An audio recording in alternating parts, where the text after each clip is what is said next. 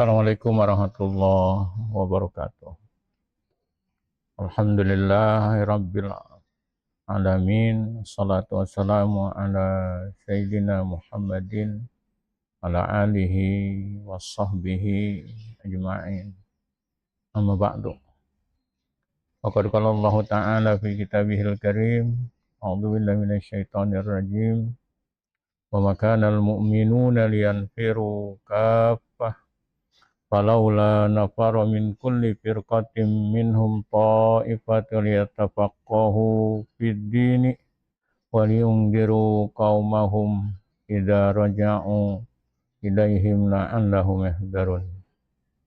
Wa qala an-nabiy sallallahu alaihi wasallam al khairu 'adatun wa syarru lajajatun wa may yuridillahu khairan yufaqihu fid din atau kama qala an-nabiy sallallahu alaihi wasallam. Inna Allaha wa malaikatahu yusalluna 'alan nabi ya ayyuhalladzina amanu sallu 'alaihi wa sallimu taslima. Allahumma shalli 'ala sayyidina Muhammad wa 'ala ali sayyidina Muhammad. Salatan tasrahu biha sudurana wa nawwir biha qulubana. Allahumma alhimna ilman nafqahu bihi awamiraka wa nawahiyaka. Warzuqna fahman na'lamu bihi kaifa nunajika birahmatika ya arhamar rahimin. Rabbi shrah li sadri wa yassir li amri wahlul 'uqdatam min lisani yafqahu qawli. Sadaqallahul azim wa sadaqa habibul karim wa nahnu ala dzalika minasyahidin wasyakirin. Alhamdulillahirabbil Al-Fatihah ila hadratin Nabil Mustafa Sayyidina Habibina Syafi'in wa Nabiyina Maulana Ali wa sahbihi wa azwajihi wa auladihi wa dzurriyyatil kiram Zaruhi abi Allah ya Fatihah. A'udzu billahi minasyaitonir rajim. Bismillahirrahmanirrahim. Alhamdulillahirabbil alamin. Arrahmanirrahim. Maliki yaumiddin. Iyyaka na'budu wa iyyaka nasta'in. Ihdinas siratal mustaqim. Siratal ladzina an'amta 'alaihim ghairil maghdubi 'alaihim waladdallin. Alhamdulillah sore ini kita bersua kembali dalam taklim tafakuh. Perlu diketahui tafakuh adalah sesuai dengan judulnya Ta'limu fahmil Qur'an bimaudi'ihi, mempelajari tema-tema Al-Quran. Dan setelah diteliti oleh tafakuh, tema-tema yang terdapat dalam Al-Quran yang disesuaikan dengan tema-tema yang dibuat oleh terjemah Kemenag, itu ada 838 tema. Dari 838 tema ini, sesuai dengan pembagian dalam tafsir Al-Maraghi, yakni kita bagi menjadi 4. Pertama adalah keimanan. Kedua adalah ibadah. Ketiga adalah hukum. Keempat adalah kisah. Baik meliputi kisah para nabi dan rasul maupun kisah orang-orang soleh selain nabi dan rasul. Tafakuh ingin memberikan guide untuk bagaimana memahami Quran dengan tema dengan cara yang sederhana. Dari 4 tema besar ini, maka kita akan dapati bangunan Al-Quran untuk dipahami. Pertama, Allah dengan penciptaannya yang akan dimintakan pertanggungjawaban kelak di akhirat, yakni manusia. Jadi dalam metode tafakuh, pembahasan penting adalah Allah dan manusia. Ketika manusia tidak mengenal Allah dari sejak awal, kecuali para nabi dan rasul yang langsung diberikan pelajaran oleh Allah, maka orang-orang biasa tidak memahami dan tidak mengenal Allah. Maka kemudian Allah menurunkan ayat-ayatnya agar bisa dipahami oleh manusia. Ayat-ayat inilah yang akan nanti membuahkan tema yang besar, yakni keimanan. Direspon oleh manusia dengan lubun dan kolbun. Atas respon ayat-ayat ini, maka nanti manusia menjadi terbagi 3 dalam keimanan. Ada yang tasdik, orangnya namanya orang mukmin. Ada yang syak, ragu-ragu, orangnya munafik. Ada yang kemudian mendustakan, orangnya disebut dengan istilah kafir.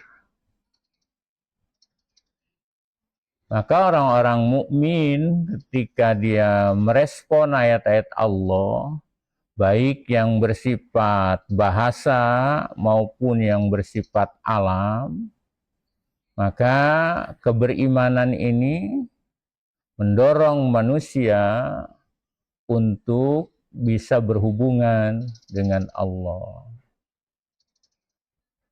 Dalam tafakuh dipilah-pilahlah tema-tema yang dalam Quran tersebut, maka cara berhubungan manusia dengan Allah ada 2. Pertama adalah ibadah, berupa sholat, puasa, zakat, haji, jihad.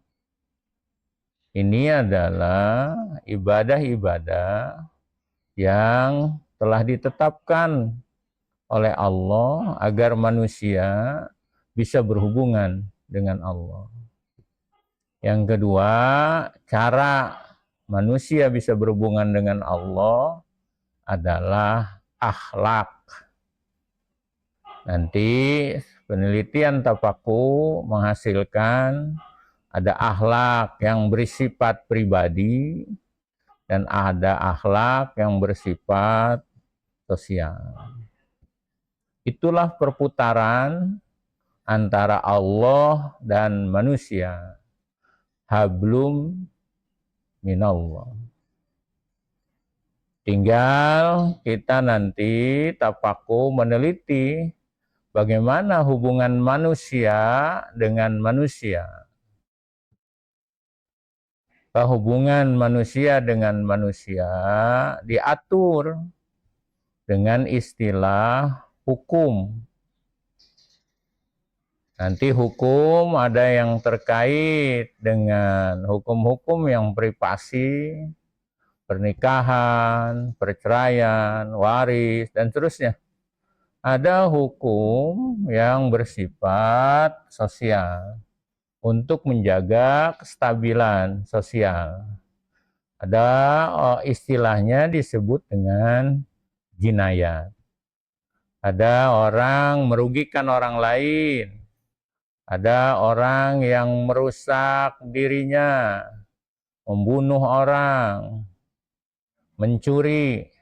Bagaimana kemudian Al-Quran memberikan sebuah solusi agar manusia dengan manusia bisa terjaga hubungannya. Itulah lingkaran tafakuh dalam menggambarkan isi Al-Quran. Dan kemudian terakhir, kisah. Kisah itu bisa bersifat memberikan gambaran Allah bahwa ajaran agama itu bukan sesuatu halusinasi, bukan amaniyu, bukan angan-angan, tetapi sebuah ajaran yang bisa dipraktekkan dalam kehidupan.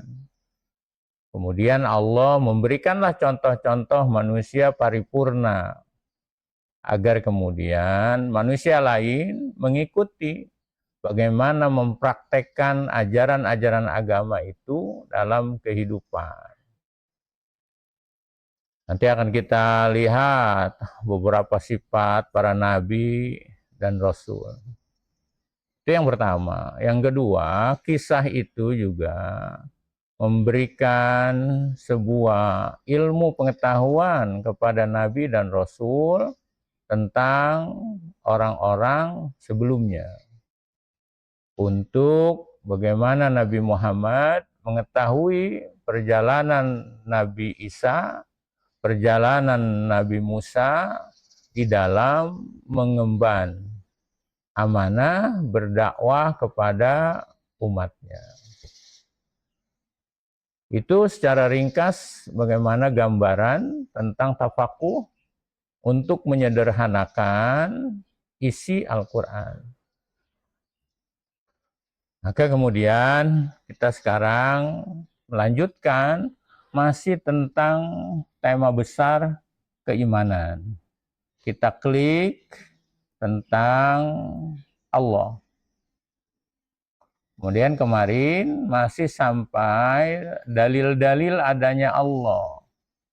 Kemarin kita sampai surat Ali Imran 26-27.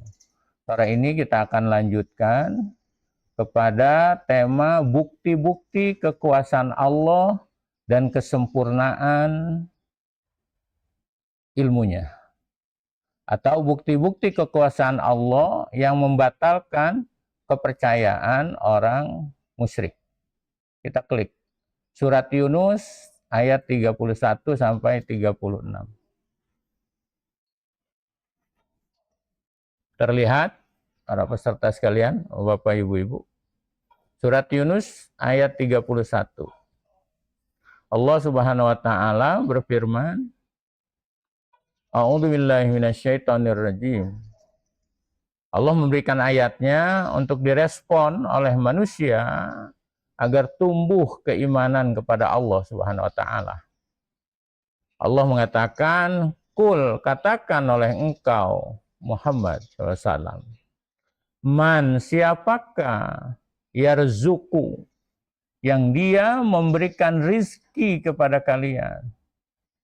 Maka siapakah yang menganugerahkan rizki kepada kalian?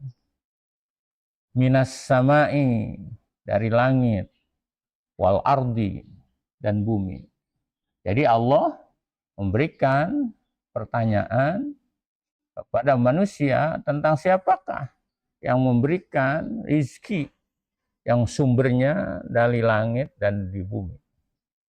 Pertanyaan ini bukan pertanyaan membutuhkan jawaban, tetapi pertanyaan yang akan seolah-olah Allah itu mencemooh manusia yang masih mencari Tuhan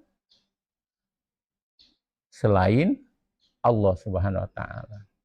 Itu jawabannya kalau ada yang tanya siapakah yang memberikan rizki dari langit? Ya, tentunya jawabannya ya Allah bagi kita orang muslim. Tapi ke orang lain, siapakah yang memberikan rizki dari langit dan bumi? Ada mungkin orang-orang yang tidak percaya dengan Allah, mereka menjawab, ya usaha saya. Bagi orang muslim, usaha hanyalah sebagai perantara. Hakikatnya yang memberikan rizki adalah Allah Subhanahu wa ta'ala. Lalu kemudian kata Allah, amma yamliku, apakah yang memberikan rizki itu zat atau sesuatu yang memiliki as-sam'a wal absara, pendengaran dan penglihatan? Kalau kita jawab yang memberikan rizki itu Allah, maka kemudian agak lebih tajam pertanyaan, kira-kira Allah itu mendengar atau melihat?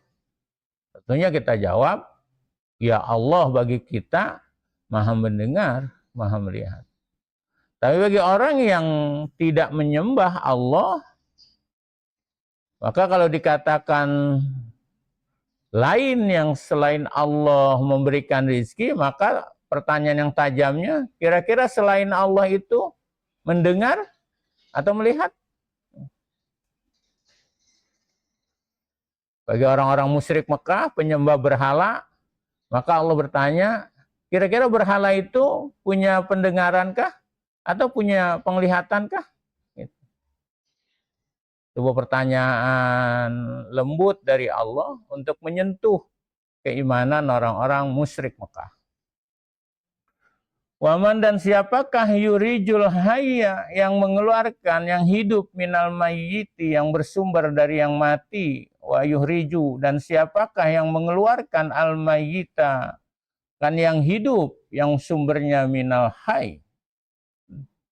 Bagi kita orang-orang beriman, jawabannya adalah Allah. Tapi kalau bagi orang-orang Mekah, musyrik Mekah, kira-kira siapa yang mengeluarkan makhluk yang berasal dari sesuatu yang tidak ada? Atau mengeluarkan makhluk yang asalnya dari sesuatu yang hidup? Sebuah pertanyaan yang agak tajam Al-Quran untuk orang-orang musyrik Mekah. Wa may yudabbirul amra, dan siapakah yang mengurus urusan? Bagi kita jawabannya adalah Allah. Bagi orang-orang musyrik, jawabannya misalnya berhala, apakah mungkin berhala yang tidak mendengar dan tidak melihat mampu mengatur urusan alam semesta ini? Fasayaquluna, maka orang-orang musyrik juga mengatakan Allah. Yang memberikan rizki dari langit bumi Allah. Allah yang memiliki pendengaran, penglihatan. Allah yang mengeluarkan dari yang hidup, yang sumbernya dari yang mati. Dan Allah juga yang mengurus urusan. Maka kalau orang mengatakan jawaban semuanya itu Allah, maka kata Allah kemudian fakul. Maka katakanlah olehmu, afala tattaqun. Tapi kenapa kalian tidak takut kepada Allah? Masih durhaka kepada Allah. Kalau kalian menjawab yang memberikan rizki dari langit dan bumi Allah, yang memiliki pendengaran dan penglihatan, yang mengeluarkan yang hidup dari yang mati, yang mengurus urusan, jawabannya Allah. Tapi kemudian kata Allah, tapi kenapa kalian tidak takut kepada Allah Subhanahu wa taala? Kenapa kalian masih durhaka kepada Allah Subhanahu wa taala? Dan seterusnya. Jadi sebuah teks ayat Al-Quran yang menggugah kita semua ketika kita ada pertanyaan, yang memberikan rezeki adalah Allah, yang mengurus urusan kita adalah Allah, Allah yang mempunyai pendengaran dan penglihatan. Maka seyogianya jawaban ini harus selaras dengan perbuatan diri kita. Itu yang dapat kita ambil dari surat Yunus ayat 31. Dan kita melangkah kepada ayat yang 32. Kata Allah, fadzalikum, maka itu yang memberikan rizki, yang maha melihat, mendengar, yang mengurus urusan, itu adalah Allah. Allah itu adalah Rabbukum, Tuhan kalian. Al-Haq, yang hak. Lawan yang hak adalah Al-Batil. Maka kalau kita sudah menyadari bahwa pertanyaan-pertanyaan tadi jawabannya adalah Allah, maka ingat, itu semua adalah Rabbukum, Tuhan kalian. Yang harusnya kalian tawadu, mengabdi kepada Allah Subhanahu wa taala. Kalau kalian mencari Tuhan selain Allah, bahwa Allah itu adalah Tuhan yang hak, maka kata Allah, "Famadza ba'dal haqqi illa dhalal."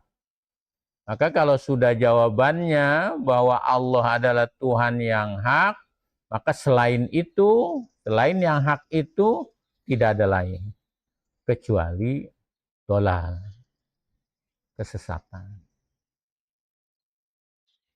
Fa'anna tusrafun. Maka kalau kalian sudah menyadari bahwa selain Allah itu adalah sebuah kesesatan, maka bagaimana mungkin kalian bisa dipalingkan dari fokus mengabdi kepada Allah Subhanahu wa taala. Kalau kita sudah jawaban seperti itu, maka kita harus jaga diri kita, fa'anna tusrafun. Jangan sampai kita berpaling.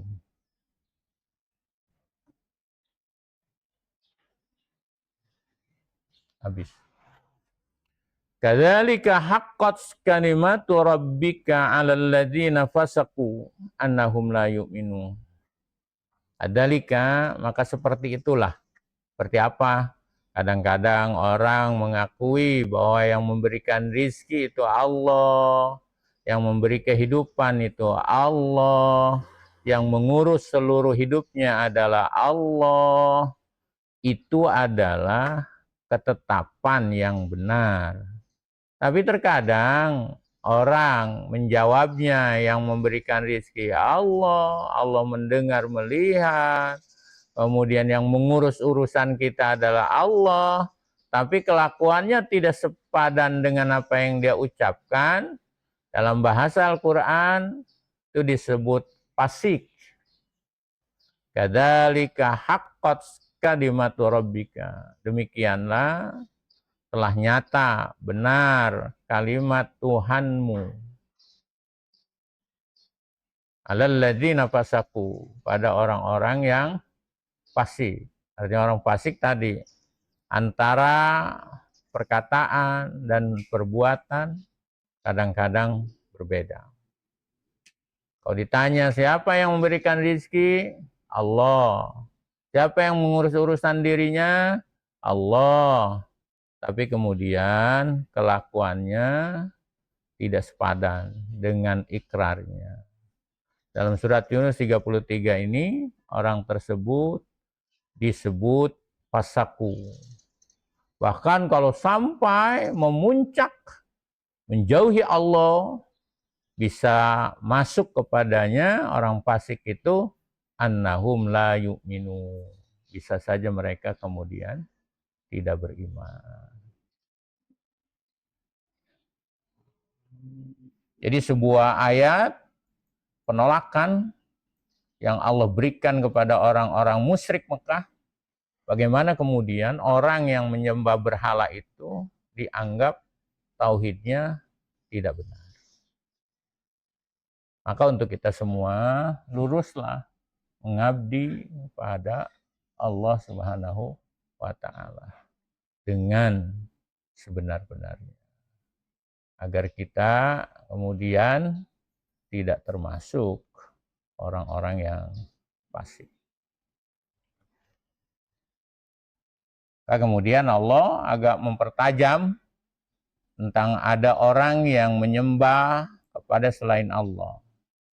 Lalu kata Allah, "Qul," katakan oleh engkau Muhammad, "hal min syurakaikum."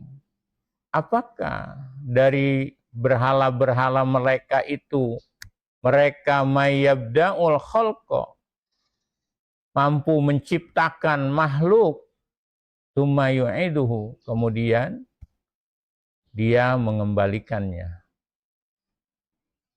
Kalau ada orang kemudian menyembah kepada selain Allah, maka perlu dipertanyakan lagi. apakah sekutu-sekutu Tuhan itu mampu menciptakan makhluk, kemudian mengembalikannya? Karena dalam faktanya tetap sesuatu yang disembah selain Allah, mereka tidak mampu menciptakan makhluk. Suatu berhala yang diyakini Tuhan selain Allah, apapun itu, tidak mampu menciptakan makhluk, apalagi mengembalikan makhluk itu. Berbeda dengan keyakinan seorang muslim bahwa yang memberikan rezeki adalah Allah, mengurus urusan adalah Allah, dan seterusnya. Kita punya keyakinan bahwa alam semesta ini adalah Allah yang menciptakan.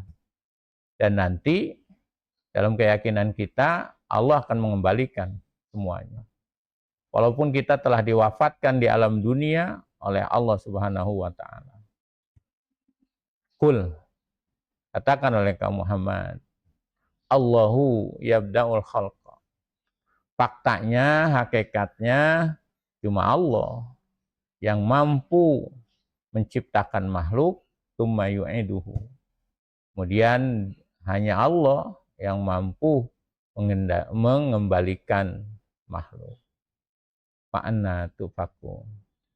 Kalau kita sudah punya keyakinan demikian, bahwa alam semesta ini tidak ada yang menciptakan, kecuali Allah, bahkan kemudian Allah mengembalikannya, maka harus sadar, kita harus betul-betul beribadah kepada Allah. Fa'anna tufakun. Hendaklah kalian jangan mampu dipalingkan dari kebaikan, dari mengabdi kepada Allah Subhanahu wa Ta'ala. Dan ayat 35 kembali lagi kepada pertanyaan Allah tentang sesuatu yang dianggap menyaingi Allah atau syarik. Orangnya adalah musyrik. Allah bilang, Qul, katakan oleh engkau Muhammad, hal min syurakaikum, apakah dari sekutu-sekutu kalian yang kalian sembah, ada man yahdi ilal haqqi, apakah berhala itu mampu memberikan petunjuk kepada kebenaran? Kalau kita punya keyakinan Allah, Dia yang mengatur urusan, memberikan rizki, dan kita memahami bahwa Allah mampu memberikan petunjuk kita dalam kehidupan. Qul, katakan oleh engkau Muhammad, Allahu Allah yahdi, Dia memberikan petunjuk lil haqqi kepada kebenaran. Maka kalau kita sudah sadar di alam dunia ini bahwa tidak ada yang memberikan hidayah kecuali Allah, maka jangan sekali-kali kita berpaling kepada selain Allah. Apa mayahdi ilal haqqi, apakah Allah yang mampu memberikan hidayah kepada kebenaran? Mestinya ahakku itu lebih berhak, ayut taba'a, bahwa ditaati, diikuti, aman dibandingkan sesuatu layahdi yang tidak mampu memberikan hidayah. Illa, bahkan berhala itu ayuhda, diberikan hidayah. Berhala tidak mampu memberikan petunjuk kepada yang menyembahnya. Fama lakum kaifa tahkumun. Maka bagaimana kalian bisa menghukumi sesuatu yang tidak memberikan hidayah, dimintakan pertolongan, disembah? Karena bagi seorang muslim tidak ada lain yang memberikan rizki, yang memberikan kehidupan, yang mengatur urusan adalah Allah Subhanahu wa Ta'ala. Maka jangan sekali-kali kita menghukumi ada sesuatu yang berkuasa di alam dunia ini selain Allah Subhanahu wa Ta'ala. Ayat 36.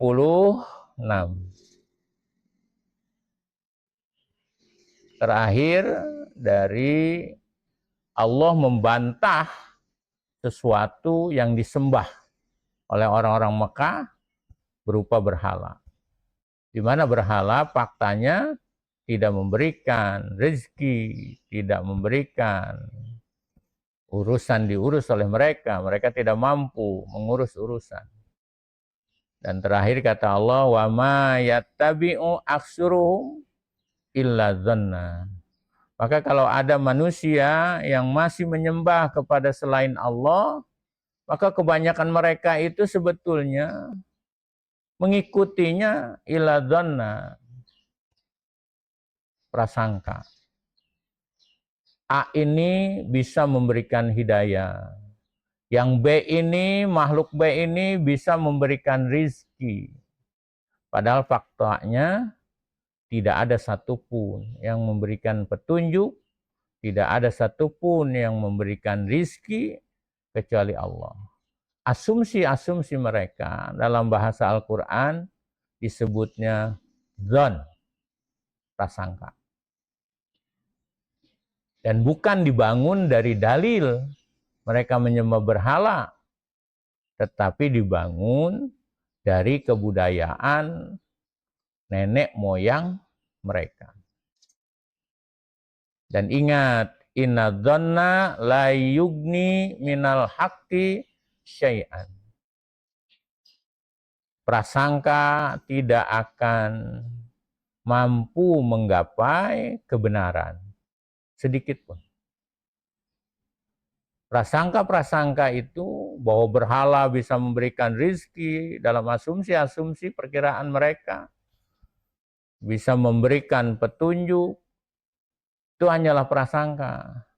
Prasangka itu tidak sedikit pun mendekati kebenaran. Sama sekali. Innallaha alimum bima yaf'alun. Sesungguhnya Allah Maha mengetahui dengan apa-apa yang mereka lakukan. Mereka di sini adalah orang-orang musyrik Mekah.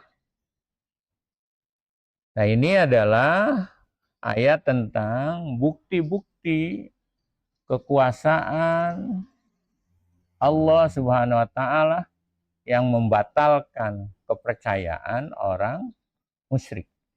Surat Yunus ayat 31 sampai 36.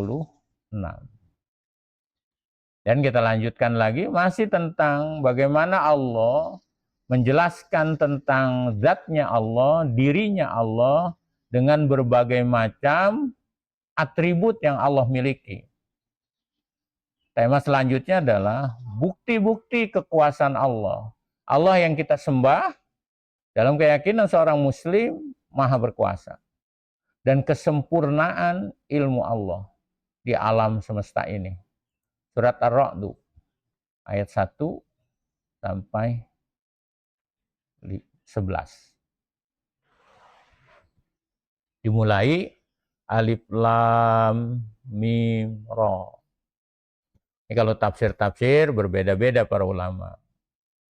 Ini namanya huruf-huruf munqati'ah, huruf-huruf yang terputus. Biasanya dalam kitab-kitab para ulama penafsirannya adalah wallahu a'lamu bimuradih. Allah yang mengetahui maksudnya. Tilka ini ayatul kitab, adalah ayat-ayat Alkitab. Waladzi dan zat unzila diturunkan ilaika, waladzi dan Alkitab unzila dia diturunkan kitab itu ilaika kepada engkau Muhammad min rabbika dari Tuhanmu al-haqqu adalah hak. Jadi klaim Al-Quran bahwa Quran itu adalah firman Tuhan. Kata siapa? Kata Allah. Jadi bukan kata orang lain. Kata Allah bahwa Allah menurunkan Alkitab. Dan itu al-haq. Walakin aktsaron nasi la yu'minun. Tapi kebanyakan manusia tidak beriman. Kemudian Allah menjelaskan tentang bagaimana maha berkuasanya Allah. Kata Allah adalah alladzi yang rafa'a, dia meninggikan as-samawati, langit, bighairi amadin, dengan tanpa tiang, taronaha, yang kau lihat akannya. Jadi bagaimana maha berkuasanya Allah dalam firman Tuhan Allah ini, Al-Quran ini, bahwa coba perhatikan, langit, dia berdiri, tapi engkau tidak melihat tiang-tiangnya. Cuma stawa, kemudian dia istawa alal arsy. Nanti para ulama berbeda-beda penafsirannya. Ada yang istawa artinya mengurus alam semesta ini, alal arsy. Wasahara, dan Allah lah yang menundukkan as-sama, as-samsa, matahari, wal qamara, dan bulan. Jadi cara Allah ingin memperlihatkan bagaimana maha berkuasanya Allah. Allah mempraktekkan melihat alam semesta. Bagaimana langit, bagaimana kemudian matahari beredar pada porosnya. Begitu juga matahari, bulan, dan seterusnya. Bahkan kulun, semuanya di alam semesta ini yajri, dia berjalan li ajalin, kepada waktu musamma yang telah ditentukan. Di alam semesta ini semuanya bergerak dengan jalannya masing-masing untuk kesinambungan alam semesta ini. Ada yang menjadi matahari, ada yang menjadi bulan, dan seterusnya. Dan mereka tidak pernah iri dengan kedudukan mereka. Sama kalau ibu-ibu bikin kue, telur, ada yang dikocok sampai hancur, ada yang direbus, macam-macam. Mereka atau barang-barang itu ditempatkan oleh ibu-ibu untuk membuat kue sesuai dengan posisinya. Sehingga jadilah kue yang dimaksud. Kalau ada yang nolak, telur nggak mau dikocok-kocok, nggak mau dihancurin, maka nggak jadi kue yang dimaksud. Jadi begitulah kita dalam kehidupan. Kita harus sadar dengan posisi kita, manusia. Yudabbirul amra, Allah lah yang mengurus semua urusan. Yufasilul ayat, dan dialah Allah yang menjelaskan ayat-ayatnya. La'alakum biliqa'i rabbikum tuqinun. Mudah-mudahan kalian punya keyakinan untuk berjumpa dengan Tuhan kalian. Jadi ayat-ayat ini berharap Allah yang melihat manusia dengan langit tanpa tiang, ada matahari, ada bulan, semua beredar pada tempatnya masing-masing, harus menumbuhkan keyakinan bahwa manusia kelak akan berjumpa dengan Tuhannya dan akan dimintakan pertanggungjawabannya. Poin ayat kedua, surat Ar-Ra'd. Dan juga Allah menjelaskan bagaimana berkuasanya Allah, wahwa, dan dia Allah. Alladzi adalah zat, madda, yang menghamparkan al-ardha, bumi. Bahkan waja'ala, dia Allah jadikan fiha, di bumi ini, rawasiya wa anhara, gunung-gunung, sungai, untuk kesinambungan alam semesta ini. Dialah Allah yang memberikan. Manusia menjaganya dan menggunakannya sesuai dengan kebutuhan. Bahkan Allah jadikan wa min kulli thamarat, dari buah-buahan, ja'ala, dia jadikan fiha zaujaini isnaini, berpasang-pasangan. Buah-buah, ada yang asam, manis, ada yang panjang, macam-macam. Dialah Allah yang yuksil lailan nahar, memasukkan malam pada siang. Inna fi dzalika, semua yang dilihat di alam semesta ini itu adalah ayatin, ayat-ayat. Apa itu ayat-ayat?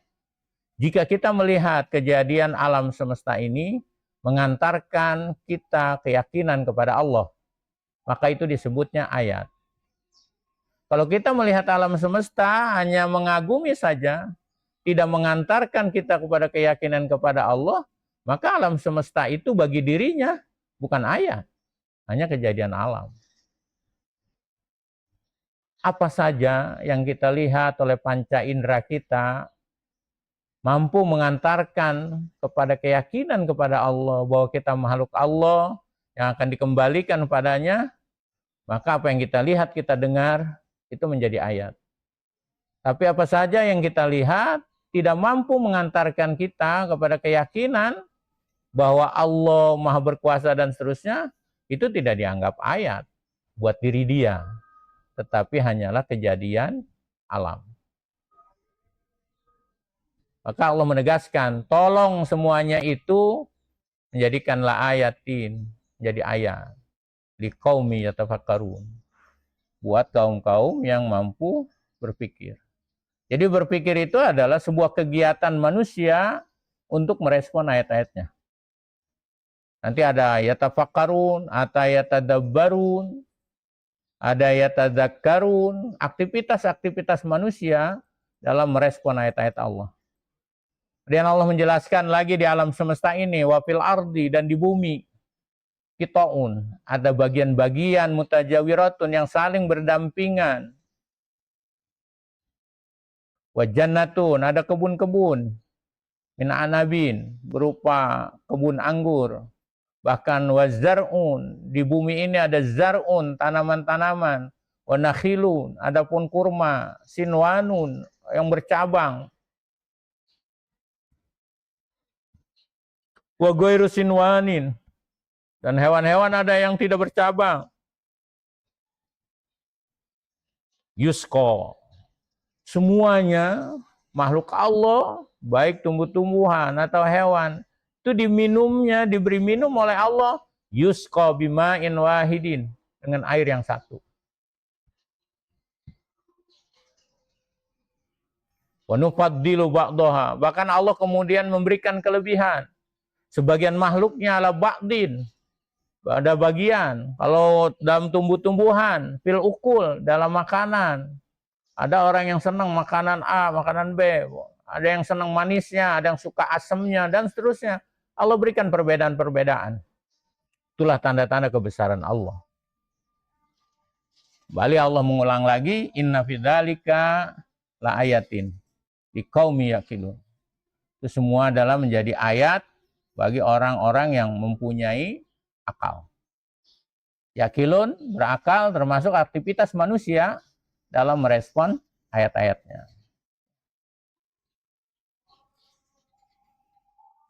Wa in ta'jab, dan jika engkau merasa ujub, merasa heran, fa'ajabun, maka ada sesuatu yang lebih heran itu. Apa yang lebih heran itu? Qauluhum, ucapan mereka.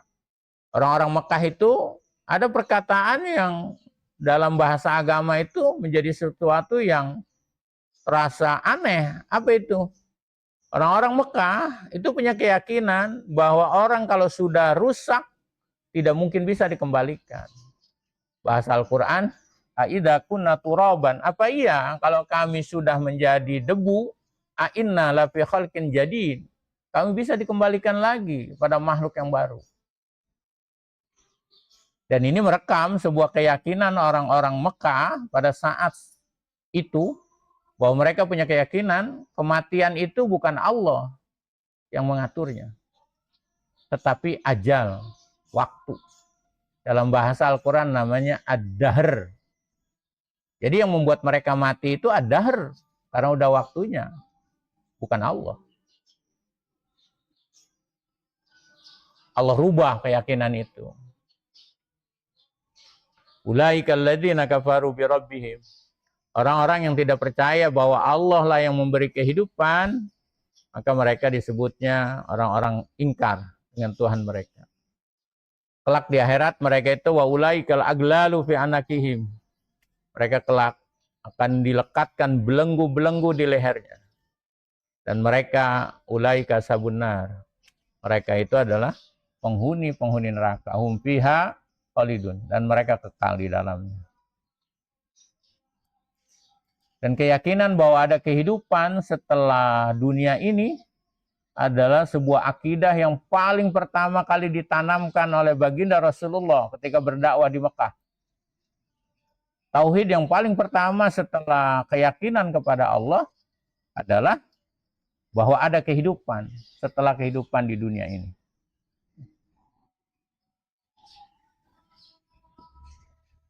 Bahkan orang-orang Mekah kadang-kadang mereka tidak beriman, mereka kemudian meminta wa yastajilunaka. Kalau emang kami salah, coba tolong percepat siksaan kami. Bisayati dengan sebab kesalahan kami.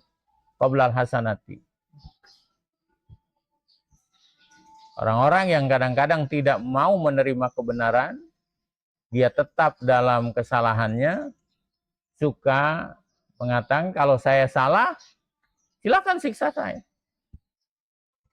Wa qad khalat min qablihil masulat. Betulnya telah terdahulu sebelum mereka itu contoh-contoh. Selama di dunia, wa inna rabbaka, dan sesungguhnya Tuhanmu ladu magfiratin, adalah Tuhan yang mempunyai ampunan linnas bagi manusia ala dzulmihim, atas kezaliman mereka. Wa inna rabbaka, dan ingat nanti di akhirat Tuhanmu lasyadidul iqab, punya siksaan yang sangat keras. Jadi kalau dalam bahasa Al-Quran, umatnya Nabi Muhammad ketika dia berbuat salah, tidak selalu Allah siksa di dunia ini. Allah berikan peluang untuk umat-umatnya Rasulullah SAW bertaubat, agar kemudian Allah mengampuni kesalahan-kesalahannya. Wa yaqulul ladzina kafaru, dan orang-orang kafir bilang laula unzila alaihi ayatun mir rabbi.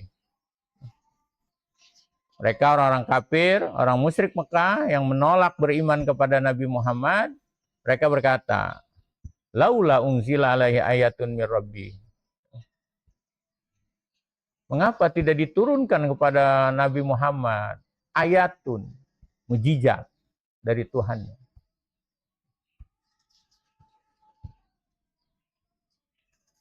Tidak seperti mujizatnya Nabi Musa alaihissalam. Mujizat Rasulullah yang paling terbesar adalah kalamullah, Al-Quran. Yang sekarang, sampai sekarang, kita mendapatkan anugerah itu. Innama anta mundir. Muhammad, engkau itu hanyalah mundir, hanyalah pemberi peringatan. Walikuli qaumin hadin. Dan ingat, bagi setiap kaum itu ada hadin, ada yang akan bergerak memberikan petunjuk. Kemudian Allah menjelaskan lagi tentang maha berkuasanya Allah. Allah itu ya'lamu, dia mengetahui ma akan sesuatu, tahmilu yang mengandung, kullu unsa, setiap perempuan, wanita. Bahkan wa ma taghidul arham, dan Allah mengetahui apa saja yang berkurang di dalam rahim, wa ma tazdad, dan apa saja yang bertambah. Bagaimana kemudian anak yang dalam rahim seorang wanita berkembang terus. Itu semua dalam pengetahuan Allah Subhanahu wa taala. Dan ingat, wa kullu syai'in indahu bimiqdar. Segala sesuatu di sisi Allah itu miqdar. Ada ketetapannya masing-masing. Kita semua terlahir ke alam dunia ini mempunyai miqdar, mempunyai takdir masing-masing. Dan kita bergerak dengan takdir kita masing-masing. Allah itu adalah alimul ghaib. Dialah Allah yang mengetahui yang ghaib wa syahadah. Dan dialah Allah juga yang mengetahui yang nyata. Al-Kabirul Muta'al. Allah itu Al-Kabir, maha besar. Al-Muta'al, dan maha tinggi. Dan bagi Allah sawaun, sama saja. Manasarul qaul, bagi Allah sama aja orang ada yang menyembunyikan perkataannya atau waman jahara bihi. Bagi Allah tidak ada yang berbeda. Orang menyembunyikan, orang memperlihatkan, semuanya bagi Allah itu jelas. Waman huwa mustafin bil lail wasaribun binahar. Bagi Allah yang maha mengetahui sama saja. Apakah ada orang yang terus terang atau yang bersembunyi, baik malam maupun siang. Maka kemudian dalam ilmu tasawuf, beribadah itu harus muhlisina lahuddin, pada Allah. Tidak perlu diperlihatkan kepada orang lain. Nanti ada bahasa teknisnya, yakni riya. Pekerjaan amal perbuatan diri kita masih ingin terlihat oleh orang lain. Padahal itu tidak ada kepentingannya. Karena Allah mah maha melihat. Baik orang yang menyembunyikan perbuatannya maupun orang yang memperlihatkan perbuatannya. Bagi Allah sama saja. Tidak ada kepentingan. Allah maha mengetahui. Lalu dan terakhir kemudian kata Allah, lahu mu'aqibatun min baini yadayhi. Bagi manusia mu'aqibatun. Ada malaikat-malaikat yang menyertai min baini yadayhi, di hadapannya, wa min khalfihi, dan di belakangnya.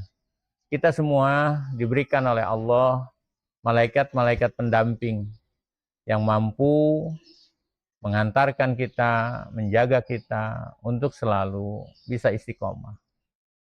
Yahfadunahu, mereka kadang-kadang menjaga min amrillah, atas perintah Allah. Kenikmatan-kenikmatan selama tidak dirubah, maka Allah tidak akan merubahnya. Kesehatan akan menjadi sebuah pahala besar selama kesehatan itu tidak dirubah untuk berbuat durhaka. Harta akan menjadi sebuah anugerah kalau harta itu kemudian dipergunakan dengan kebaikan. Innallaha la yughayyiru ma biqaumin. Sungguhnya Allah tidak akan merubah sesuatu hatta yughayyiru ma bi anfusihim, sampai mereka merubah dirinya. Wa idza radallahu biqaumin su'an, dan jika Allah menghendaki kaum untuk keburukan, fala maraddalahu, maka tidak ada yang mampu menolaknya. Ingat, di alam dunia ini siapapun tidak akan ada yang menjatuhkan kita kalau Allah menghendaki memuliakan kita. Wa malahu min dunihi min wal, kata Allah, dan tidak ada bagi selain Allah min wal, melindungi sesuatu. Allah lah yang melindungi kita. Shadaqallahul azim. Dari dua ayat ini, dua tema besar ini, kita bisa menarik kesimpulan bahwa Allah dalam perspektif orang beriman adalah Dialah yang memberikan rizki, Dialah yang mengurus segala urusan, kejadian-kejadian alam, siang, malam, tumbuh-tumbuhan dengan berbagai macam buah-buahannya, harus disadari bahwa itu adalah ayat-ayat kebesaran Allah Subhanahu wa Ta'ala. Kalau kita bisa merespon dengan benar, dengan akal pikiran, dengan perenungan, maka semua akan menghantarkan tentang pemahaman bahwa Allah itu maha berkuasa. Seyogianya kita menyembah kepada Allah dengan sebenar-benarnya. Tidak perlu hal-hal lain selain Allah. Tanamkan itu agar kita bertauhid yang baik. Apa yang bertauhid yang baik? Iyyaka na'budu wa iyyaka nasta'in. Mengabdi kepada Allah dan meminta tolong kepada Allah. Dengan cara wasta'inu bisabri wassalah. Melakukan sholat dan kemudian bersabar dalam kehidupan. Untuk semuanya yang bisa bergabung dalam channel Tafakuh ini, mudah-mudahan selalu diberikan keberkahan, kebaikan, dan keimanan yang sempurna, agar kemudian menjadi bekal kita untuk kehidupan di akhirat. Dan mudah-mudahan Allah memberikan selalu keberkahan dan kebaikan buat kita semua di dunia dan di akhirat. Al-Fatihah. A'udzubillahi minasyaitonirrajim. Alhamdulillahirabbil alamin. Arrahmanirrahim. Iyyaka na'budu wa iyyaka nasta'in. Ihdinas siratal mustaqim. Shiratal ladzina an'amta 'alaihim ghairil maghdubi 'alaihim. Terima kasih semuanya. Wallahul muwaffiq ila aqwamit thoriq. Assalamualaikum warahmatullahi wabarakatuh.